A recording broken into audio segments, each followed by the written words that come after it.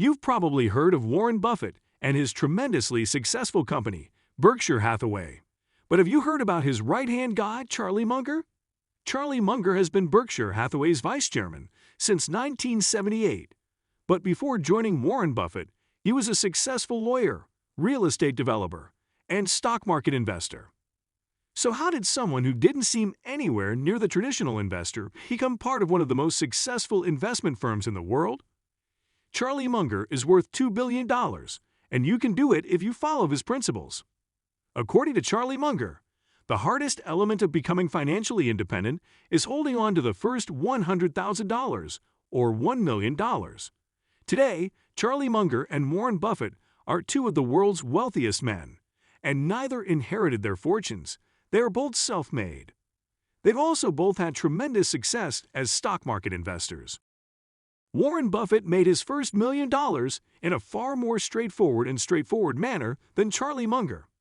It's difficult to envision a more direct road than the one Buffett used to reach that elusive first $1 million. For the most part, Munger's route was more difficult. Life happens to the best of us, and Munger was no exception. As a result, the building of wealth may be temporarily delayed or even reversed owing to unforeseen circumstances. As a result, we believe the narrative of how Charlie Munger became a millionaire is a fantastic complement to Warren Buffett's biography. Munger worked as a teenager at Warren Buffett's grandfather Ernest's grocery store. Ernest was quite harsh. He made young guys like Munger work 12-hour stints without meals or breaks for a pittance of $2 per day. Charlie used to work here on Saturdays, so we can use this information to create preliminary estimates of how far he had progressed toward that first $1 billion. Let's pretend his savings ratio was about 50% because he was a kid and didn't have to worry about as many expenses as grown-ups do. We don't know how long Munger worked at the grocery shop, but we may assume he had around $100 saved by the time he was 14 in 1938. After adjusting for inflation, it is now worth $1,800. Munger stated that his experience at the grocery store taught him a good life lesson and that he needed a less stressful job. Buffett apparently felt the same way when he worked at the shop years later. Being an attorney provided a stepping stone to various types of initiatives, especially for someone as well-rounded as Munger. Munger had a client named Ed Hoskins, who had a company called Transformer Engineers in the early 1950s. The company produced highly specialized transformers for military equipment, which was in high demand during the Korean War, following a conflict between Hoskins and his venture capitalist funders. Munger recognized an opportunity to invest in the company and grabbed it with both hands. Munger's key lesson from this early investment was most likely a bad one. He knew what not to do because the Korean War ended shortly after Munger invested. As a result, demand for Transformer Engineers products fell dramatically. The lesson he learned was to avoid investing in sloppy businesses. Munger likes to remark that the difference between a good and a bad firm is that successful businesses make simple decisions one after the other. Still, terrible businesses make painful decisions time after time. Warren Buffett likes to argue that when a manager with brilliance takes on a business with a record for lousy economics, the business's reputation is preserved. Hoskins and Munger did eventually sell the company for a good profit in 1961, but only after many years of struggle. This investment was critical because it taught Munger to focus on high-quality enterprises. This would not only allow Munger to outperform people like Peter Lynch and Katie Wood in the future, it also influenced Warren Buffett's investment mentality, allowing him and Munger to achieve the best investment track record in history. As previously stated, Munger's road to his first $1 million was not as straightforward as Buffett's. Munger's first major setback came in 1953 when he and Nancy Huggins divorced. Charlie lost practically everything in this breakup, as his daughter Molly would later relate. Nancy stayed in the house while Munger moved into a bachelor pad. To make matters worse, Charlie's son Teddy was diagnosed with leukemia. Back then, leukemia was practically a death sentence, and there wasn't much that could be done about it.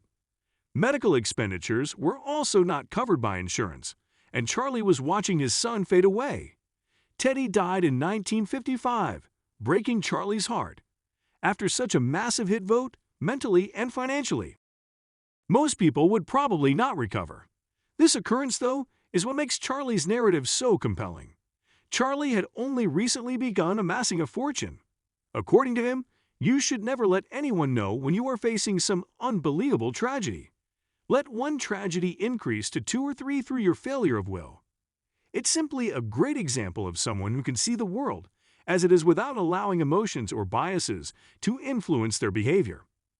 You may wonder how Munger is able to do things like this, even under the most difficult of conditions. The answer is that Munger has a variety of mental models through which he observes the world and analyses certain events. We will now present you with 6 such models that Munger has used extensively throughout his life. You'll get a lot of takeaways in a short time, so pay attention. Number 1. Occam's razor. In reality, the first mental model has already been demonstrated to have many mental models. According to Munger, for a man with a hammer, every problem appears to be a nail. The first is a model known as Occam's razor. Consider this statement. Occam's razor is the principle that less is more. He is a terrible person. He is a nasty person since he is a bad athlete, has poor money management skills, and stole from a man. Wouldn't it have been simpler and truer to simply mention that he's a nasty person since he stole from a guy? In many cases, less is more, and you should constantly aim to limit problems and their causes. Number 2. Lollapalooza. A Lollapalooza effect is achieved when enough positive variables are combined together.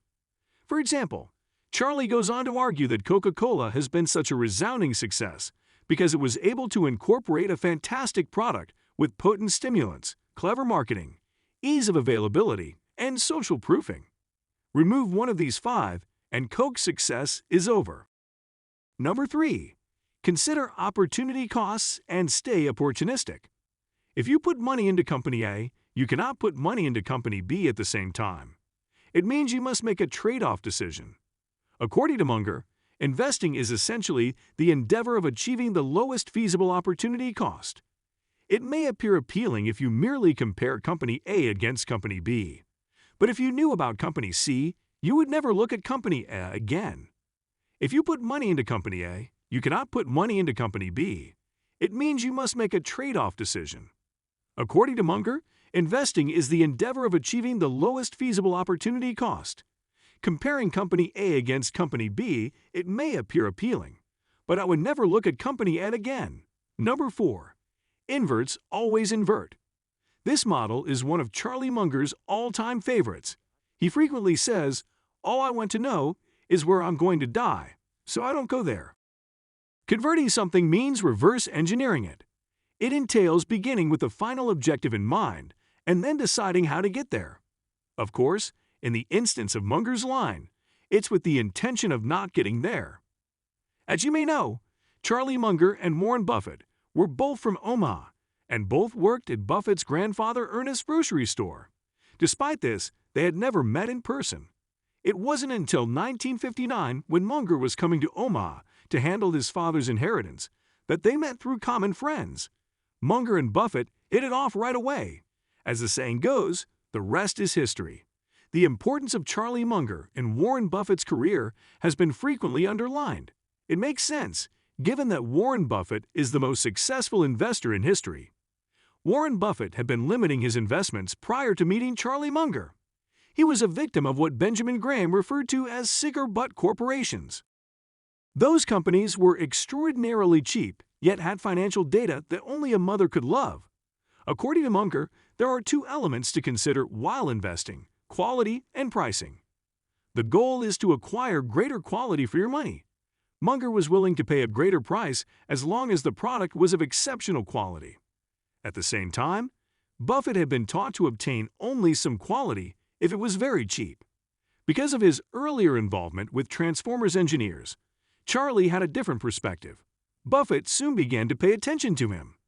However, Buffett had an even greater influence on Munger, which has not been highlighted as much.